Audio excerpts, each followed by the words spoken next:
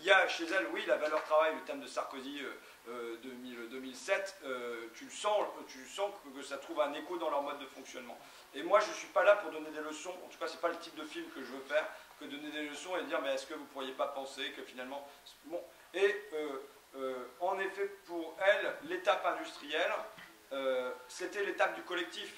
C'était l'étape de on vit quelque chose ensemble, même si c'était pas facile, parce que pour être à 8h à l'usine, il fallait qu'elle démarre de chez elle pour prendre le car à 5h du matin.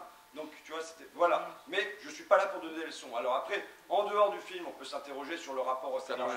Je suis avec monsieur Ruffin, merci de nous accorder un petit peu de votre temps. Première question que je voulais vous poser après avoir vu votre film. Vous dites dans votre discours que vous avez toujours l'impression que la gauche perd toujours, mais là, lorsque vous gagnez, vous êtes surpris. Bah oui. Pourquoi c'est parce que de toute façon, on est quand même les moins forts.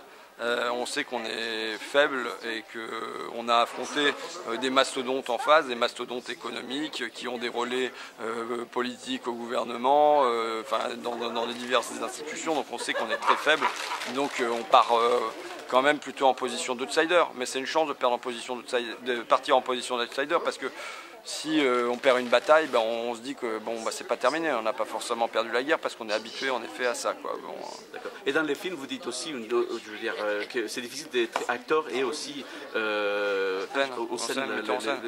c'est-à-dire que oui, quand là il y a quelque chose qui est que à la fois c'est un film où on lutte, oui, et en même temps il s'agit de narrer la lutte, d'en faire du cinéma, quoi. Et donc c'est pas facile d'être à la fois acteur, de subir le truc au quotidien et mettre ça en scène. Donc voilà. Une dernière question, et l'après, on va dire dans 15 ans, c'est-à-dire 2025. Mais vous savez, quand j'ai lancé Fakir, je pensais que ça durerait un an, ouais, ou que je ferais 1 ou 2 numéros. Donc déjà quand vous me parlez de 15 ans, vous me parlez de...